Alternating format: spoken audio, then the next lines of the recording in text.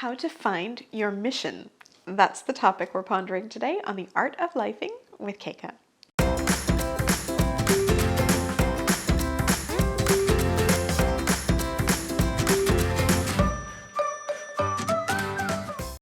A few years back, I was having coffee with a friend of mine, a really dear friend named Lisa Ferguson. She's the founder of 1000 Watt Life. And she was telling me at that time that her mission in her business was to be able to reach 1 million women and to help them. And if you saw us together in that moment, you would have seen my reaction like, oh, wow, that's really amazing. And, I was listening and supporting her, but the voice inside my head was saying, oh my God, she's so brave. I can't believe how courageous she is that she's just outright saying she's going to reach 1 million women like this. I only wish I had the nerve to be able to say something like that. Do I even have that nerve? And this was the conversation happening in my head. And I thought, even if I did want to reach 1 million people, I don't think I'd ever say that out loud. I think I would just kind of keep it to myself.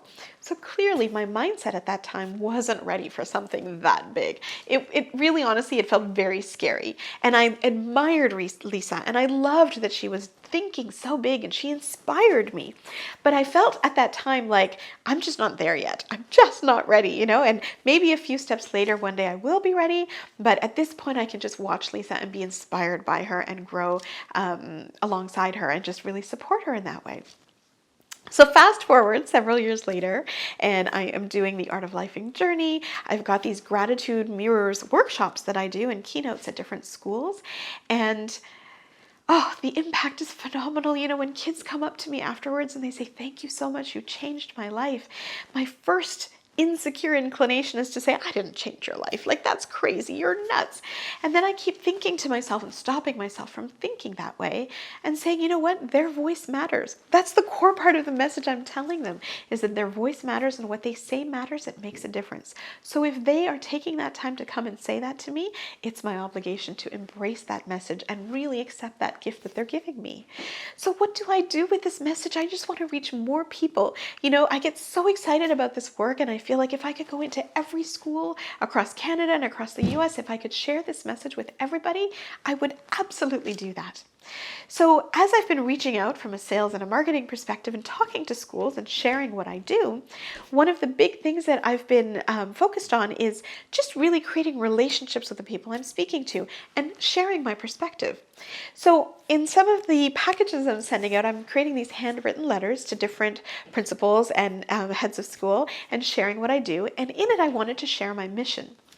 And I thought, the mission has been quietly sitting in my head for a little while now, but I haven't actually put it out, and I haven't made it quantifiable, to the perspective of where we could measure it. And I thought I kind of need to do that. So in this letter, I was about to say, I hope you'll join our mission to help impact X number of students across Canada. And then I thought, okay, what number will that be? Is 10,000 a big number? A little number? Is 100,000 a more appropriate number? And I realized that I was just picking up numbers out of a hat, which really doesn't make sense. I need to build a mission with some strategy. So I started to dig into some numbers. How many students are there in Canada?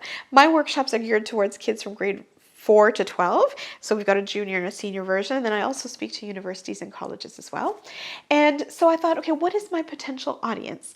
When I did the research, I found out that there are 12 million students in Canada that I could be speaking to today. Okay, so 12 million seems like a big number. And I thought, what could be a conceivable number that I could reach from there? And I thought that, if I aimed for 10% of a particular market, that feels like a good number for me. And so suddenly I had that number to fill in on my letter. And I said, our mission is to be able to impact 1 million students across Canada with our message from the Gratitude Mirrors program. And I said it.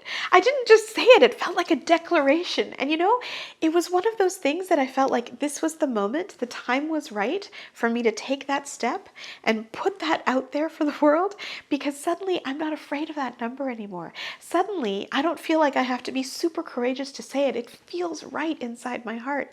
And more importantly, I know that we're doing it.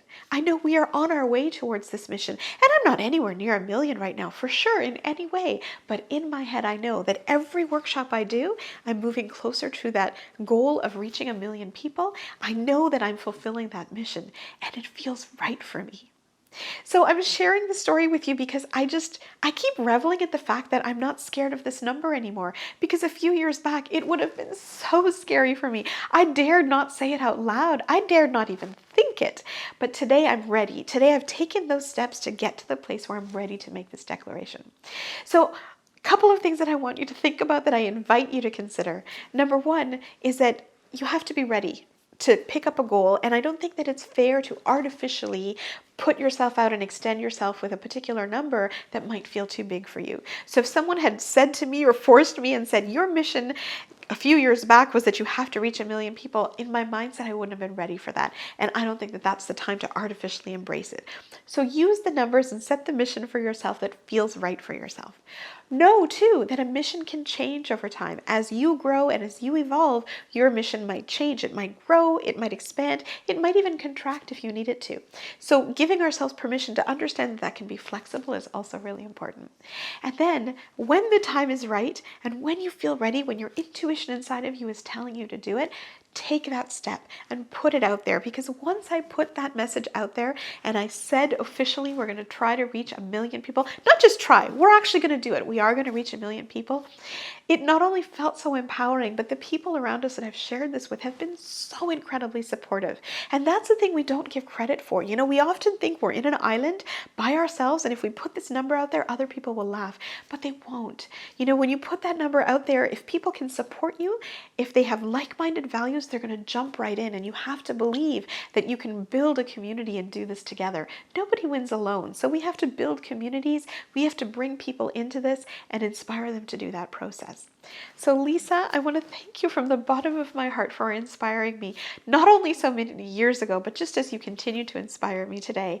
And today I'm proud to be able to share that this is my mission, to reach 1 million students. I want to know what your mission is. What number's right for you? What path are you on that feels good for you? What declaration are you ready to make today? Share in the comments below and let's create that discussion. And I wish you all the best on that mission. Thank you so much for watching this video. Please like it, comment on it, and share it with someone you love. I put out new videos every Tuesday, and if you want to be notified specifically, then just click on that bell icon. Thank you so much for joining us on this journey, and I'll see you next time.